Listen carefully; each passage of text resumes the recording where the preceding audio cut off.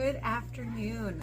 It has been a while. Thank you for joining me. This is Canning with Kate, and I am back after quite a few months of not being able to really do a whole lot of canning. I have still been keeping up with some beans, but not nearly enough because our family goes through canned pinto beans like you would not believe.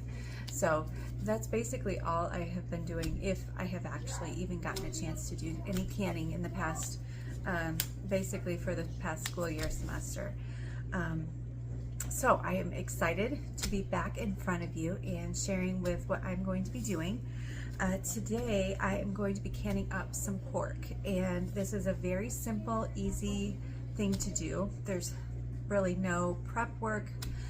It's basically, we're just going to be cutting up pork into like 1-inch chunks and stuffing them into my quart jars and filling just a little bit of water. It's very similar to how we would can up chicken, and I do that raw packing. So I am going to raw pack my pork and stick them into the quart jars. You can also always do pints, of course. Just the processing time is going to be shortened, and I will cover that when we get to that point. But I'm excited to be doing this. My family is excited to be doing. Oh, somebody's at the front door. Give me a second. Okay, so my husband's Christmas present just came, so I'm excited to get that wrapped for him, but he can't know. All right. So I got this pork from Costco. It's a pork shoulder butt. So it is, let's see, almost 14.5 pounds. And typically it's approximately 2 pounds per quart jar. And so I'm expecting to get 7 quarts, so 1 full canner load for my size canner. I'm expecting this whole shoulder butt to be able to go into 1 load today. So we'll see. And you can certainly season this however you wish. I'm choosing not to. I might throw in a teaspoon of salt into each jar before I put the lid on. But that's all I'm gonna do, because for us, what we use this stuff for is for tacos, and we typically like to season our tacos, you know, at that time. So I'm not going to worry about seasoning this, but feel free, if you know that you're going to be using this for a specific dish, feel free to go ahead and play with the seasonings on this. I hate touching raw meat. It's just, that's why I have my gloves, but I can still feel it, and it's just like, whoa, not my favorite thing. All right. Okay, it's a lot of meat. All right, so I am just going to be chopping this up. You can see that on this one, there's quite a bit of excess fat.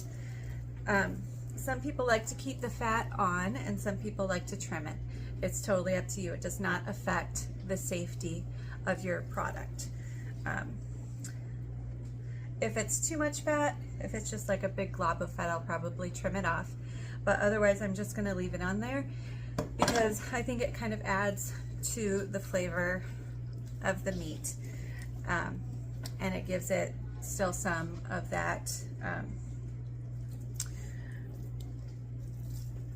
my brain is fried. It's not gonna be so tough or dry when you get it out, because sometimes with meat, I have found, especially with chicken, it tends to be dry when you can it, and it's just, it is what it is, and it doesn't stop me from doing it. I just understand that it's going to be on the drier side, so it's more like, I mean, it's canned chicken, right? So if my meat has any fat on it, like my ground beef, when I can ground beef, I just kind of like to leave a little bit of fat on there just to keep it, you know, moist. Okay, so I have just cut some chunks. I'm gonna show you. I'm gonna take one of my quart jars, and all you gotta do, and you can certainly use a funnel for this, is you just plop it in there, okay, and fill it. You can pack this because it will shrink as it processes, as it cooks. And that's all you do. Nothing to it, easy peasy. So that's what I'm going to be doing. This will take a little bit of time because it's quite a lot of meat. But we just finished our last jar, and just so you know, some people are new to the canning process, but this last jar I canned in 2022. So that is when I really started canning. So I haven't been doing it for that long, but I still have jars of food that I've canned from 2022, so 2 years ago. And I mean, it was still amazing. It was still as fresh tasting as if I had canned it yesterday. So don't be afraid to eat food if it has been canned properly. If it's, you know, still 2 years old, it's not going to hurt you. It's not going to be bad. As long as everything was processed properly, that food can last. I mean, I've heard of people eating food from 5, even 10 years. That's, you know, that's a personal choice, and you need to always check your food when you open it. Make sure it doesn't smell bad. You can always, well, not always, but I don't want to say an always. That's not a good word to use. But you can tell when something has gone bad. And if the seal has stayed in place and it's been properly stored and all of that stuff, then you can certainly eat your food 2 years later, 3 years later. It's still going to be good. So don't worry about that. Just know that you do need to pay attention to how it's processed and how it's stored. You don't want to store it in a place that is going to constantly be changing the temperature, because that doesn't bode well for the seal and for the quality of the food that you are preserving. So make sure it's just kept in a cool, dry area, dark. You don't want lots of light on it, and you should be good to go. So what we do is I can this, and we just use it for tacos, really. I've also made it for pulled pork sandwiches. I just heat it up, put barbecue sauce on it, and we make pulled pork sandwiches, which are amazing. I've eaten it over cauliflower rice. We've done nachos with it. If we don't have ground beef or chicken and we just want to do something a little bit different, we just make it with nachos. So the possibilities are endless, and it's super great to, it's just like it's pulled pork once you are done with it. So if you find a good deal, if you shop at warehouse stores like Costco or Sam's and it's a decent price, I would definitely encourage you to pick up a big thing of pulled pork. And I prefer the boneless, because the bone-in stuff is such a pain in the butt to cut, because that bone in there is just, I've done it and it just extends my prep time by a lot, and I prefer not to do that. I don't have very much time on my hands anyways, with the 4 kids and the school and all the other things. So having to worry about the bone, it's not worth it to me. So, but you do whatever type of meat you want. If you like the bone and you don't mind cutting around it, then do it. All right, so I've got 2 jars in there. All right, I'm going to show you. I've packed this pretty well. I pushed it down a little bit, and I'm just gonna fill it up to water, just a little bit, because the juices are still going to come out, and it will add to the juice, and then it can just sit in the juice. But you can certainly fill it up with water as well. That is totally fine. It's not going to change anything. It's not going to affect it. It's just going to mean that your meat is fully encased in liquid, and that's fine. All right, I'm going to continue to do this, and I will bring you back when it's all done and show you what to do next. Okay, I am back. I have filled most of my jars, and I just have a small amount of pork shoulder left, and I have one jar. So what I wanted to do before I fill that jar was show you, like the size. Okay, so this I could probably cut a little bit smaller, but I'm not going to, because I don't think it really matters. Sometimes I will, sometimes I won't. So there it is right now. All right, and like this piece right here, this I would definitely cut off. Again, that is a personal preference. I'm going to cut it off because for me that's too much fat on my meat. And then I just cut it and put it in my jar.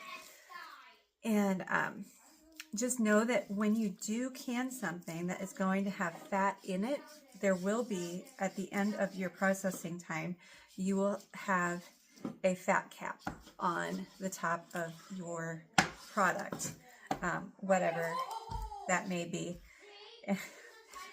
My children are on Christmas break officially now. So,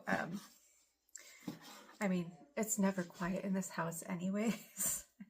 And it's just a little bit louder today because they have all officially finished their schoolwork for the semester, and all the tests have been completed, and they did their chores this morning, and now they're able to play video games, which they haven't played for a while, so they're a little bit loud. All right, so here is what I do. Now that I've filled my jar up, I'm going to pack my meat down just a little bit, okay, and see if I can get a little bit more in there, and I can, okay, so you can see there's a little bit more space. So I'm just going to put a couple more pieces in there. This looks like a giant slab of bacon, so I'm just going to put a little bit more in there to pack it up. Okay, so this is my jar, and I'm happy with this. All right, so I'm going to be doing another load with the rest of this meat, and I'm probably going to also put in ground beef because I'm also out of ground beef jars. So because they are both meat, I am going to can them for the same amount of time, and so I can mix it. All right, so that is acceptable to do. All right, so now I'm going to take off my gloves, and I have a bowl of filtered water here that I'm just going to put a little bit of water in my jars.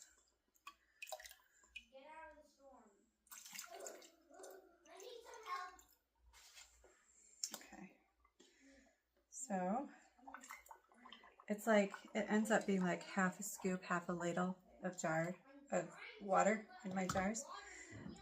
Okay, so you can see this. Got my funnel, and the water is just gonna funnel in, and you can see it starting to fill in the cracks. Now you can certainly do the whole ladle, and there will be more water in your jars, which is completely fine. You're just gonna have more liquid in your jar. Not a big deal. Some people care about the aesthetics of that, and some people don't.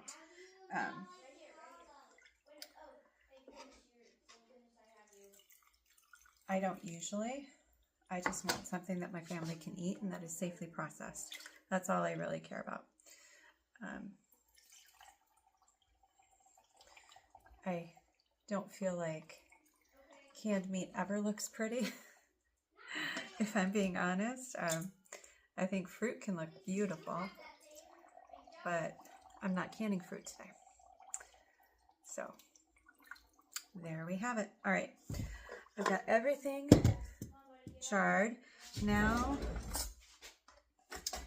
I need to find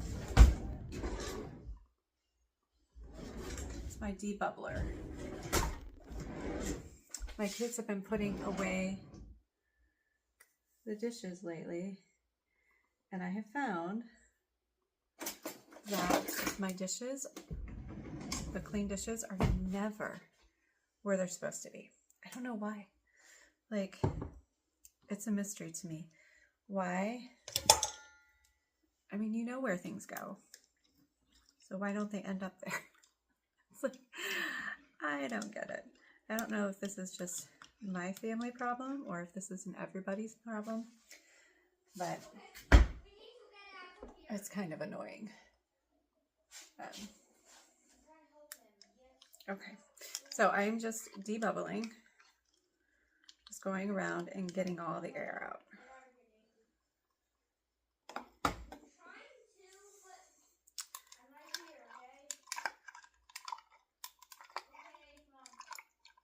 All right, and then after that,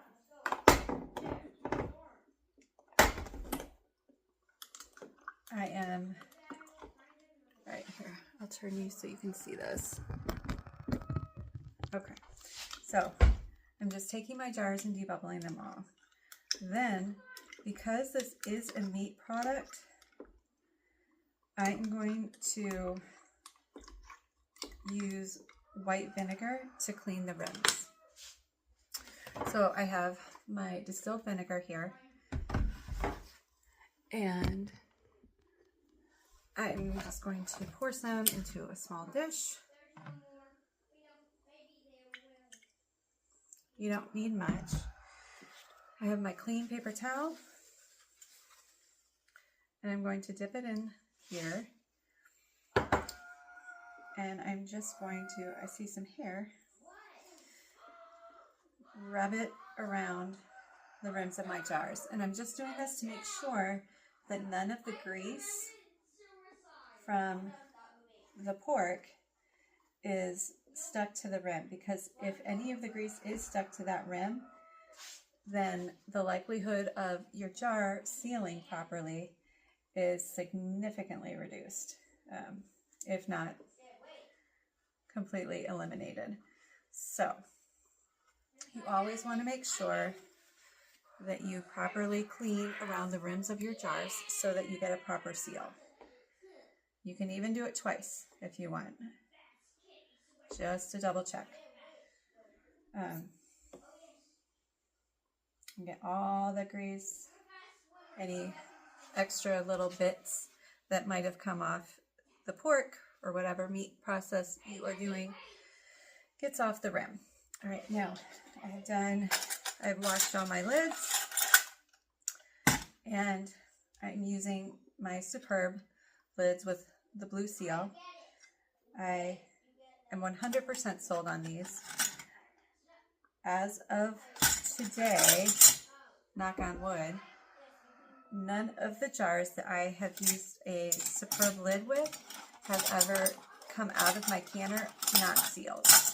But I have been doing beans, and some of my jars I have sealed, or I have put a different type of lid on, a different brand, and those are the only jars that came out unsealed from my canner.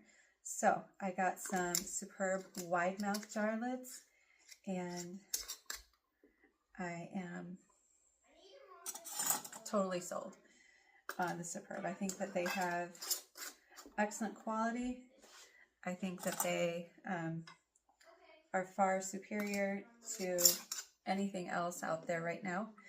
And I just would prefer to stick with something that I know is going to give me a good seal, because this is too much time that I'm taking to not have a jar seal.